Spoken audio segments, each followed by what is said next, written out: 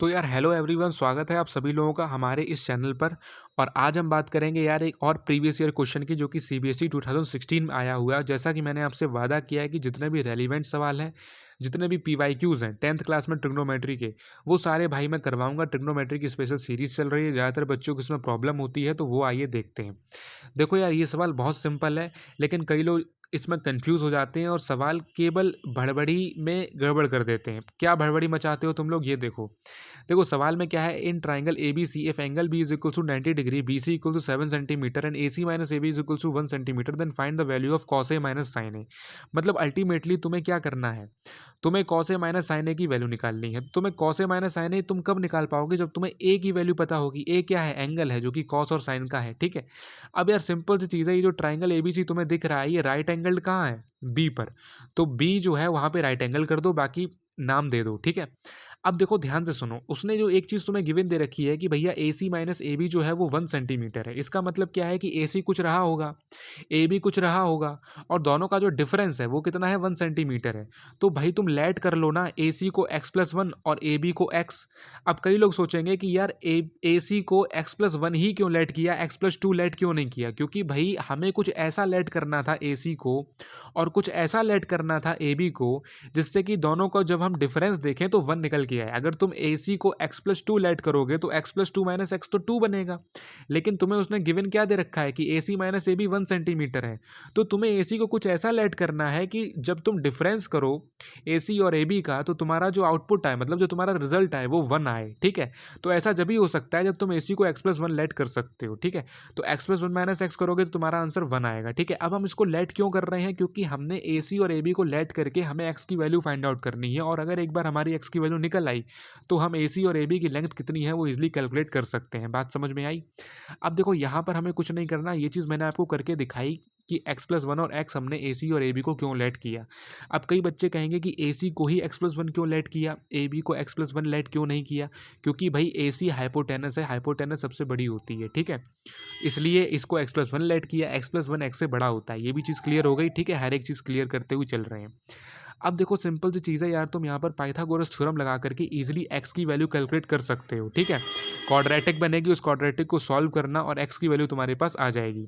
एक बार तुम्हारे पास x की वैल्यू आ गई, तो जो भी x की वैल्यू है वो लेंथ होगी ए बी की, और उसमें 1 ऐड कर देना, तो तुम्हारी ए सी की लेंथ निकल आएगी। अब देखो ए बी की लेंथ हो गई 24 सेंटीमीटर, ए सी की लेंथ हो गई 25 सेंटीमीटर, जो मैंने newly constructed right angle triangle में नीचे की तरफ लिख रखी है। ठीक है, अब तुम यार सिंपल सी चीज़ है, इसका यूज़ करते हुए साइन ए और कॉस ए की वैल्यू निकाल सकते हो।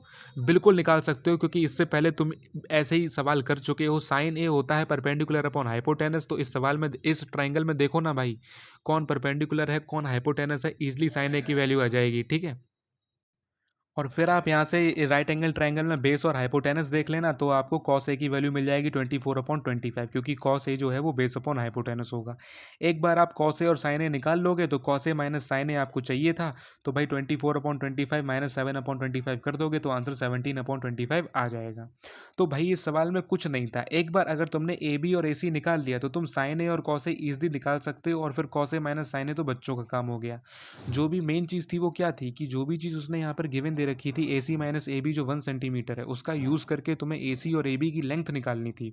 और उससे पहले तुम्हें ए सी और ए बी के लिए सोचना था कि कैसे इसकी लेंथ निकालें, कैसे इसको सही लेट करें, जो लेटिंग प्रोसेस है यहाँ पर। ठीक है, कि ए सी को हम क्या लेट करें, ए बी को हम क्या लेट करें, this is the most important thing in this question. ठीक है, तो ये चीज़ तुम्हें ध्यान से समझनी थी कि ए सी को क्या लेट करना है, ए बी को क्या लेट करना है, और कैसे लेट करना है। ठीक है, ए सी को x+1 क्यों लेट करना है, क्योंकि ए सी हाइपोटेनस है। ठीक है, और ए बी को x क्यों लेट करना है, क्योंकि x+1 माइनस एक्स करोगे तभी 1 आएगा। ठीक है, जो कि उसने ऊपर दे रखा था, इस चीज़ का हमें यूज़ करना था। देखो मैं अपने सवाल में ये बात हमेशा कहता हूँ, खासकर ट्रिग्नोमेट्री के सवाल में, और अगर तुम आगे 11th में या 12th में पीसीएम लोगे, तो उसमें इंटीग्रेशन यानी कैलकुलस का जो पार्ट है उसमें, कि भाई जो ऑब्जर्वेशन है वो बहुत अच्छी होनी चाहिए, और वो आएगी तुम्हें प्रैक्टिस से। और दूसरी चीज़ जो मेन है वो ये है कि जो भी चीज़ तुम्हें गिवन है, उसका तुम्हें अपने सवाल में यूज़ कैसे करना है। जैसे इससे पहले अगर तुमने मेरे वीडियोस देखे हो पीवाईक्यूज, यही अपने 10th क्लास वाले ट्रिग्नोमेट्री के, तो उसमें 2 सवाल थे। उसमें एक में कॉट थीटा की वैल्यू गिवन थी और एक्सप्रेशन सिंप्लीफिकेशन पूछा था, और एक में टेन थीटा की वैल्यू गिवन थी और एक्सप्रेशन सिंप्लीफाई करने को बोला गया था। तो दोनों ही सवाल में कॉट थीटा और टेन थीटा की वैल्यू उसने दे करके सिंप्लीफाई पूरा एक्सप्रेशन करने को बोला था। तो जो मेन चीज़ है वो क्या है कि कॉट थीटा की वैल्यू तो उसने सवाल में दे दी गिवन, लेकिन उसे तुम्हें यूटिलाइज कैसे करना है अपने सवाल को सॉल्व करने के लिए वो तुम पे डिपेंड करता है। कैसे तुम्हें अपने एक्सप्रेशन के अंदर कॉट थीटा को इंट्रोड्यूस करवाना है और जो वैल्यू गिवन है उसको पुट करके अपने सवाल को आगे फर्दर सिंप्लीफाई करके सॉल्व करना है। सिमिलरली जो दूसरा सवाल था जिसमें टेन थीटा की वैल्यू दे रखी थी, तुम हमारे चैनल पर जाकर विजिट करना वो 2 सवाल, वो मैं तुम्हें बता रहा हूँ। वो भी बोर्ड का ही पार्ट था, ठीक है, 2013 या 16 का सवाल होगा, देख लेना, उसमें मैंने ईयर लिख रखी है। तो उसमें भी यही चीज़ थी कि टेन थीटा की वैल्यू गिवन थी, ठीक है, लेकिन टेन थीटा की वैल्यू जो गिवन थी उससे जो हमें एक्सप्रेशन सॉल्व करना था, so how can you solve this expression by using the value of tan theta.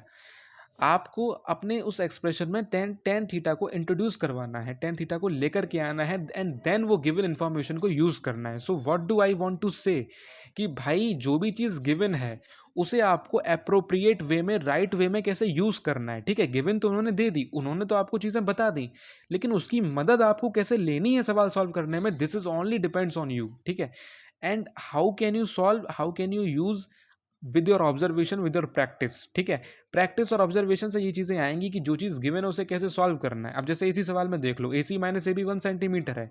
अब उन्होंने तो ये बात बोल दी, लेकिन इस चीज़ को आप कैसे यूज़ कर सकते हो, AC माइनस AB 1 सेंटीमीटर है, ठीक है, लेकिन इस इतनी सी गिवन इन्फॉर्मेशन से आप AC और AB की लेंथ को कैसे निकाल सकते हो, वो चीज़ आपको सोचनी चाहिए कि हम अगर AC को x+1 लेट करें, AB को x लेट करें, तो x+1 माइनस x 1 होगा, यानी ये कंडीशन सेटिस्फाई कर रही है। कहने का मतलब कि AC को x+1 लेट कर लो, AB को x लेट कर लो, और ये BC तो गिवन थी ही 7 सेंटीमीटर, ठीक है ना, वो तो गिवन थी। और फिर पाइथागोरस थ्योरम का यूज़ करो, क्वाड्रेटिक बनेगी, उसमें x को सॉल्व करो, x की वैल्यू आ गई। एक बार x की वैल्यू आ गई तो AB भी पता चल गया, AC भी पता चल गया, and then by easily you can calculate the value of sin A and cos B, and then cos A minus sin A is your answer. सो मैं आपको यही नहीं है कि सवाल हो गया, आंसर आ गया, बस वीडियो खत्म, नहीं, मैं चाहता हूँ आपको सवाल का फील आए मेरे भाई, ठीक है। आप सवाल को समझो, आप उसकी डेप्थ तक जाओ, आप उसको पकड़ो कि कैसे अदर सवाल सॉल्व कर सकते हो, कॉम्प्लिकेटेड सवाल सॉल्व कर सकते हो, ठीक है।